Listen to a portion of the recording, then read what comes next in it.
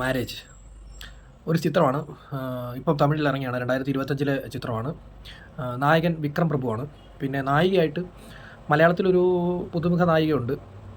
അവർ കണ്ട നമ്മുടെ നസ്ലിൻ്റെ ഒരു സിനിമയിലൊക്കെ അഭിനയിച്ചൊരു നടിയാണ്. പിന്നെ സിനിമയിലെ സൈഡായിട്ട് ചെയ്ത നടി ആരാന്നറിയില്ല, അതൊരു പുതുമുഖ നടിയാണ് തമിഴിലെ.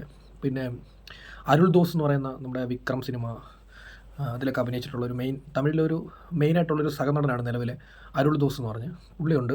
പിന്നെ ഇതർക്ക് താൻ ആസപ്പെട്ട ബാലകുമാര എന്ന് പറയുന്ന സിനിമയിലൊരു ചെറിയൊരു റോൾ ചെയ്തൊരു പുള്ളി ഇതിനകത്ത് അത്യാവശ്യം നല്ലൊരു റോൾ ചെയ്തിട്ടുണ്ട്. അപ്പം അങ്ങനെ ഒരു ഫാമിലി ഡ്രാമയാണ് ഈ സിനിമ. പക്ഷേ ഈ സിനിമ ഒരു വലിയ കണ്ടൻറ്റോ അല്ലെങ്കിൽ വലിയൊരു സ്ക്രിപ്റ്റോ വലിയ ബഡ്ജറ്റോ ഒരു ബ്രഹ്മാണ്ഡ ബേക്കിങ്ങോ ഒന്നും തന്നെ ഇല്ലെങ്കിലും ഫാമിലി ഡ്രാമകൾ പൊതുവേ നമുക്കറിയാമല്ലോ, പാസവും പിന്നെ ഫാമിലി പാസം, അങ്ങനെ തങ്കച്ചി പാസം, അങ്ങനെയൊക്കെ കുറേ പാസങ്ങളുണ്ടല്ലോ. അങ്ങനത്തെ ഒരു ടിപ്പിക്കലായിട്ടുള്ള ഒരു ടെംപ്ലേറ്റ് സിനിമയുണ്ട് ഈ തമിഴിൽ. പക്ഷേ ഇത് അതൊന്നുമല്ല. ഒരു ഫാമിലി ഡ്രാമ ആണെങ്കിൽ കൂടിയും ഈ സിനിമ നല്ല രസമാണ് കണ്ടിരിക്കാൻ. കാരണം ഈ സിനിമ ഒരുപാട് സിനിമകൾ ഇതിനു മുമ്പ് ഇതുപോലുള്ള പടങ്ങൾ നമ്മൾ വന്നിട്ടുണ്ട്. ഇതുകൊണ്ടൊക്കെ കല്യാണം ആലോചിച്ചിട്ട് അതിനൊരു ചെറിയ കോൺഫ്ലിക്റ്റുകൾ ഉണ്ടായിട്ട് അതിനുശേഷം അത് മാറി പിന്നെ അതിനകത്ത് യഥാർത്ഥ ഇതിൽ കല്യാണത്തിലോട്ട് പോകുന്നു, അല്ലെങ്കിൽ കുറച്ച് പ്രശ്നങ്ങളൊക്കെ വന്നിട്ട് അവസാനം സോൾവ് ആയിട്ട് പിന്നെ ആ ഒരു കുടുംബം എല്ലാം കൂടെ ഒന്നിക്കുന്നു. അങ്ങനെയൊക്കെ നമ്മൾ കുറേ കണ്ടിട്ടുള്ളതാണ്. ഈ സിനിമയും അത് തന്നെ. പുതുമയായിട്ട് എന്തെങ്കിലും ഒരു മെസ്സേജ് ഉണ്ടോ അല്ലെങ്കിൽ ഒരു സ്ക്രിപ്റ്റിൽ എന്തെങ്കിലും പുതുമയുണ്ടോ എന്ന് ചോദിച്ചാൽ ഒന്നുമില്ല.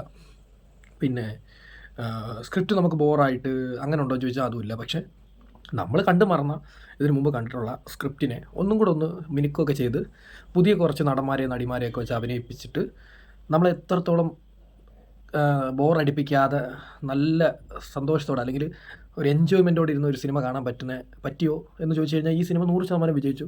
കാരണം നല്ല രസമാണ് കണ്ടിരിക്കാൻ. വിക്രം പ്രഭു പൊതുവേ എനിക്ക് ഭയങ്കര താല്പര്യമുള്ളൊരു നടനാണ്. കാരണം വിക്രം പ്രഭു, അതുപോലെ അരുൾ നിധി എന്ന് പറഞ്ഞാൽ തമിഴിൽ ഏറ്റവും വ്യത്യസ്തത സിനിമകൾ, അതായത് എടുത്ത എല്ലാ പടത്തിനും ഒരു മിനിമം ക്വാളിറ്റി ഉണ്ട്.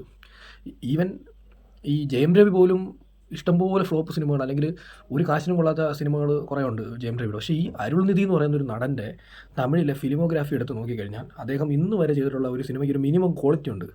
ആ കാര്യത്തിൽ തമിഴിലെ ഏറ്റവും 100% 100% നിൽക്കുന്ന ഒറ്റ നടനുള്ളത് അരുൾ നിധിയാണ്. കാരണം പുള്ളിയുടെ എല്ലാ പടത്തിനും ഒരു ക്വാളിറ്റി ഉണ്ട്. അത്ര വെറും മോശം പടങ്ങൾ പുള്ളി ഇതുവരെ ചെയ്തിട്ടില്ല. അതിന് ഞാൻ ഗ്യാരണ്ടി. ആ പുള്ളിയുടെ പടങ്ങളൊക്കെ എടുത്ത് കാണാൻ താല്പര്യമുള്ളവരൊന്ന് കണ്ടു നോക്കുക. അപ്പോൾ ഈ അതായത് ഇപ്പം ഈ സിനിമ, അതായത് ലവ് മാരേജ് എന്ന് പറയുന്ന ഈ സിനിമയും വിക്രം പ്രഭുവിൻ്റെ സിനിമയാണ്. കാരണം വിക്രം പ്രഭു അടിപൊളിയാണ്. അദ്ദേഹത്തിൻ്റെ ചാനാക്കാരനൊക്കെ അടുത്തിടയ്ക്ക് നല്ലൊരു ചിത്രമായിരുന്നു. കൂടാതെ തന്നെ വിക്രം പ്രഭുവിൻ്റെ ഒത്തിരി പടങ്ങളുണ്ട്. ഞാൻ എല്ലാ പടങ്ങളും കണ്ടതാണ്. അതെല്ലാം എനിക്ക് വളരെ ഇഷ്ടപ്പെട്ട സിനിമകൾ ഒരുപാടുണ്ട്. അപ്പോൾ ഈ സിനിമയും നല്ല രസമുണ്ട് കണ്ടിരിക്കാൻ. വലിയ ത്രട്ടൊന്നുമില്ല. കല്യാണം ആലോചിച്ച് ഒരു വീട്ടിൽ ചെല്ലുന്നു. അപ്പം നമ്മൾ ഈ അടുത്തിടയ്ക്ക് കുറേ കാലത്തായിട്ട് ഇപ്പോൾ കുറച്ച് നാളായെന്നാണ് എനിക്ക് തോന്നുന്നത് ഈ ലോക്ക്ഡൗൺ സംബന്ധിക്കുന്ന സിനിമകൾ ഇറങ്ങാൻ കുറവുള്ളത്. അല്ലെങ്കിൽ ഒരിടയ്ക്ക് മൊത്തം അതായിരുന്നു. അപ്പോൾ ഈ സിനിമ ലോക്ക്ഡൗണിനെ സംബന്ധിക്കുന്ന ഒരു സംഭവമാണ്. അപ്പം കല്യാണം ആലോചിച്ചൊരു വീട്ടിൽ ചെല്ലുന്നു, അതിന് ശേഷം ലോക്ക്ഡൗൺ ആവുന്നു.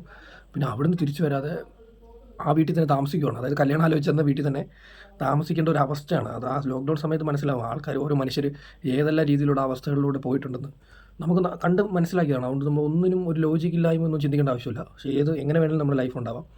അപ്പോൾ അങ്ങനെ വെക്കുന്നു. അതിനുശേഷം അവിടെ ഉണ്ടാകുന്ന കല്യാണത്തിൻ്റെ കുറച്ച് പ്രശ്നങ്ങളും അല്ലെങ്കിൽ കാര്യങ്ങളൊക്കെ നല്ല കോർത്തിണക്കിയിട്ട് ഒരു കണ്ടിരിക്കാൻ പറ്റിയ ഒരു ഫാമിലി ഡ്രാമയാണ്. എനിക്ക് വളരെ ഇഷ്ടപ്പെട്ടു. എൻ്റെ പേഴ്സണലി ഞാൻ പറയുന്നത് എനിക്ക് വളരെ ഇഷ്ടപ്പെട്ട സിനിമയാണ്. അപ്പം കാണാത്തവരുണ്ടെങ്കിൽ ഒന്ന് കാണുക. പുതിയൊരു വീഡിയോ ആയിട്ട് കാണാം. ഒന്ന് സബ്സ്ക്രൈബ് ചെയ്തേക്കണേ.